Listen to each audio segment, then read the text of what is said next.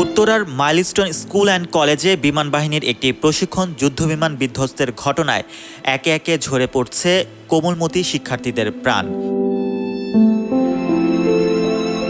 বোনের পর এবার মৃত্যুর মিছিলে যুক্ত হলো ভাই নাফিও। সেই প্রতিষ্ঠানটির প্রথম শ্রেণীর শিক্ষার্থী ছিল। মঙ্গলবার দিবাগত রাত 12:15 দিকে রাজধানীর জাতীয় বার্ন অ্যান্ড প্লাস্টিক সার্জারি ইনস্টিটিউটের আইসিইউতে চিকিৎসাধীন অবস্থায় মারা যায় শিশু নাফি। এর আগে গতকাল রাত 3টার দিকে তার বোন নাজিয়া মৃত্যুবরণ করেন। নাজিয়া তৃতীয় শ্রেণীর শিক্ষার্থী ছিল। ভাই বোন দুজনেই উত্তরার কামারপাড়া এলাকায় বাবা মায়ের সঙ্গে বসবাস করতেন।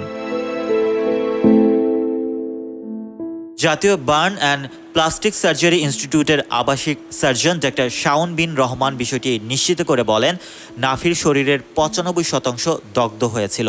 এতে এত ছোট একটি শিশুর পক্ষে এ ধরনের ইনজুরির সহ্য করা সম্ভব হয়নি।